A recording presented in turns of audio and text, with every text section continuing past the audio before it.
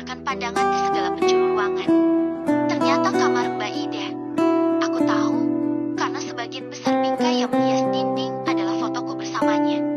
Ada juga foto pertumbuhanku, diambil mungkin ketika ia mulai mengasuhku. Lelehan air mata kembali turun membasahi pipiku. "Kamu sudah bangun, sayang?" Suara Mbak Murni yang mengembalikanku dari kenangan indah. Aku mengganggu. Aku mulai menggerakkan tanganku bertanya kepadanya di mana Mochi berada. Aku merindukannya. Mbak Murni yang tidak mengerti bahasa isyarat. Jadilah aku harus menulis ulang apa yang aku katakan barusan. Aku baru ingin berjalan ketika Mbak Murni menangkap tubuhku yang hampir limbo. "Jangan keluar dulu, Tuk, dan Nyonya masih ada di ruang makan," bisiknya di samping telingaku. Aku mengerutkan dahi tak mengerti. Aku kembali menulis pertanyaan yang ingin kuucapkan, tapi hanya sampai ujung lidah saja. Kenapa? Aku pun ingin menyapa mereka seperti biasa. Tapi hari ini tidak bisa. Kamu harus istirahat dulu. Tiba-tiba saja otakku bekerja. Kembali mengingat sesuatu yang masih kuragukan kebenarannya. Tidak. Ayah tidak mungkin melakukan hal itu kepadaku. Itu hanya mimpi, bukan? Tapi aku lapar, protesku, sambil memegang perutku yang melilit dan keroncongan. "Disti, tunggu di sini dulu. Aku akan mengambil kamu makanan," kata Mbak Murni yang berlalu tanpa menunggu persetujuanku. Aku beralih ke jendela, melihat hijaunya dedaunan yang menyegarkan mata. Pohon-pohon yang rindang mengeluarkan harum yang menenangkan. Suara ramai Kak Amel mengalihkan perhatianku. Betapa cantiknya gadis itu. Dia ceria. Dia berlarian dengan Kak Raffi yang mengejarnya. Balutan seragam pada tubuh keduanya menandakan mereka akan berangkat sekolah. Dengan hati-hati, Kak Raffi menuntun Kak Amel untuk masuk ke mobil, kemudian barulah dia yang menaiki mobil. Dan ayah yang duduk di depan. Keluarga yang sangat bahagia, bukan? Aku berbalik melihat pintu yang terbuka dan memunculkan Mbak Murni diikuti ibu. Lalu terakhir adalah Mochi yang langsung berlari ke arahku, mengusap-usap kepalanya di betisku yang membuat sensasi yang menggelitik. Aku beralih kepada ibu yang menatapku dengan tatapan tak terbacanya. Mata teduh dan bening menyiratkan kehangatan luar biasa. Itulah salah satu dari sekian banyak hal yang aku suka dari ibu. "Makanlah," katanya menyodorkan sepiring nasi lengkap dengan lauk ke arahku, seperti biasa. Aku mengangguk. Kemudian menghadiahkan ibu dengan senyuman terbaik yang sebelumnya aku latih bersama Mbak Ida. Aku tahu ibu dan Mbak Murni sedang menatapku, tapi tak kuhiraukan, rasa lapar lebih menyita perhatianku. Kemudian, suara Mochi menghentikan gerakanku untuk menyuapkan nasi yang hanya tinggal seperempat dari yang Mbak Murni bawakan tadi. Benar, aku memang makan di atas kecepatan rata-rata. Aku mengangkat pandanganku menuju dua orang yang duduk di depanku. Dengan cepat, aku mengalihkan piring itu kepada Mochi yang sejak tadi terus mengeong. "Mobil." "Ya, itu suara mobil yang mengantar ke Raffi dan Kak Amel. Boneka yang tadi masih kumainkan dengan segera aku lepas. Aku hanya ingin menyambut kepulangan mereka. Ini sudah beberapa hari aku tidak bertemu dengan mereka yang entah kemana mereka pergi. Selama beberapa hari itu, ibu tak memberikanku izin untuk keluar. Aku juga dipindah ke kamar belakang yang hanya memiliki 3 lubang di bagian atas tembok sebagai ventilasi udara. Ketika jam makan siang tiba, Mbak Murni akan mengantarkanku makanan dengan wajah yang bengkak. Aku tak sekecil itu untuk tak mengerti apa sebab wajah bengkak itu. Apalagi kalau bukan karena menangis.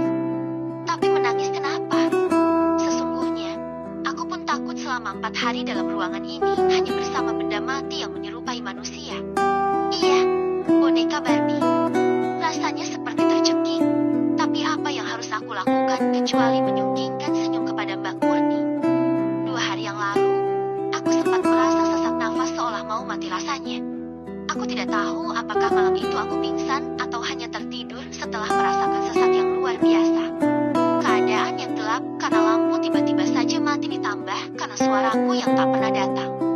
Tapi, itu bukanlah hal yang buruk, kan? Karena setelah itu, aku seperti melihat Mbak Ida datang padaku seperti sinar yang tiba-tiba saja datang. Dia memelukku dan mencium kepalaku seperti kebiasaannya ketika dia masih bersamaku.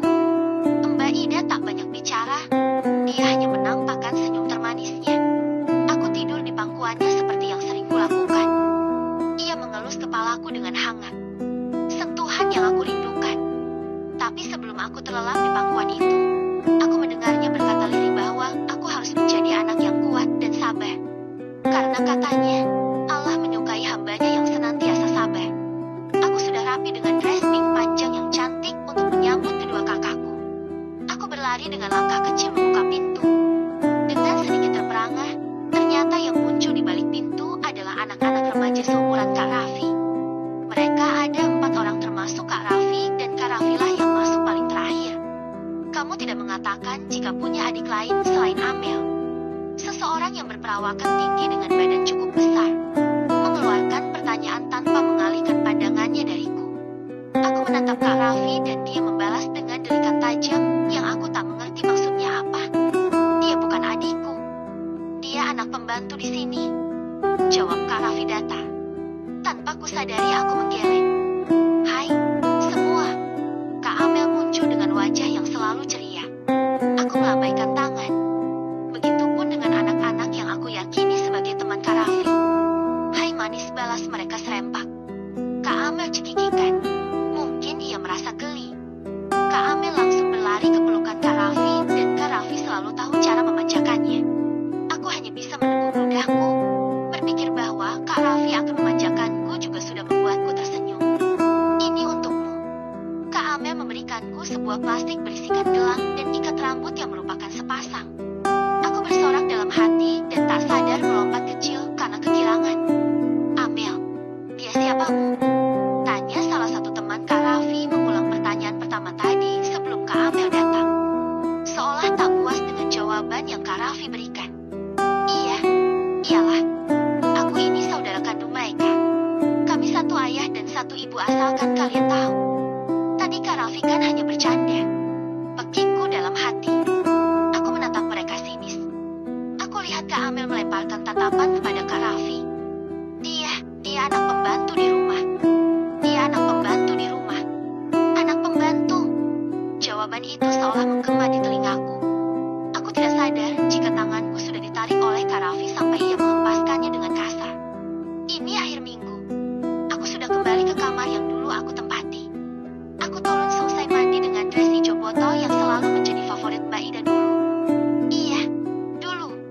Seperti biasa, sudah ada ayah yang duduk di kursi meja makan sambil membaca koran paginya, dengan ibu yang sedang menyiapkan sarapan untuk ayah. Kak Raffi dan Kak Amel muncul sambil berlari kecil menuju meja makan. Perlahan aku mendekat. Aku melemparkan senyum kepada Kak Raffi dan Kak Amel.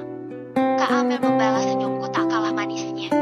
Ayah mulai membenahi korannya, kemudian menatap kami satu persatu. Begitupun dengan ibu. Aku menyuguhkan senyum terbaikku. Aku ingin mengajak dia jalan-jalan. Kamu mau kan? Tanya ayah kepadaku. Hah? Aku terdiam selama beberapa saat setelah ayah bicara seperti itu.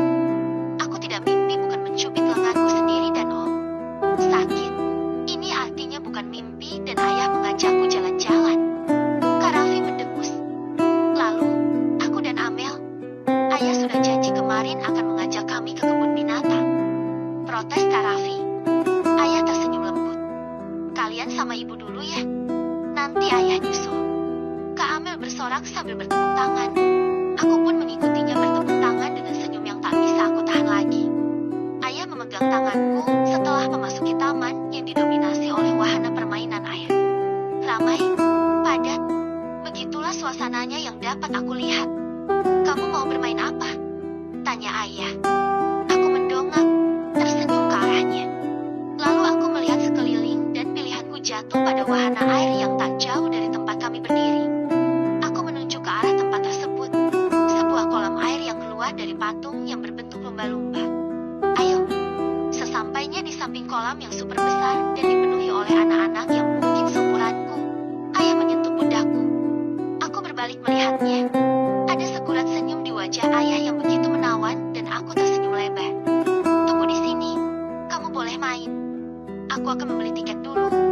Ia sudah berbalik hendak meninggalkanku saat aku meraih tangannya. Ayah menghadap ke arahku. Aku menggerakkan tanganku menyuruhnya untuk mensejajarkan tubuhnya denganku. Aku menatap wajah tampan ayah lekat-lekat sampai akhirnya aku tak tahan lagi untuk tidak memeluknya erat. Terima kasih. Aku sayang ayah, ucapku dalam hati. Bermainlah sepuasnya, ucap ayah.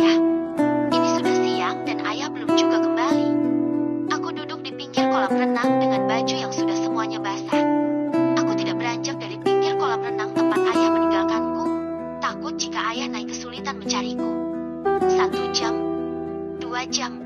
Aku kembali menceburkan diri ke kolam renang. Rasa-rasanya aku ingin berteriak kegirangan saat ini.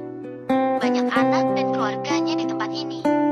Beberapa kali aku pernah memang mendengarkan di berita bahwa tempat ini merupakan salah satu tempat untuk menghabiskan hari libur terbaik.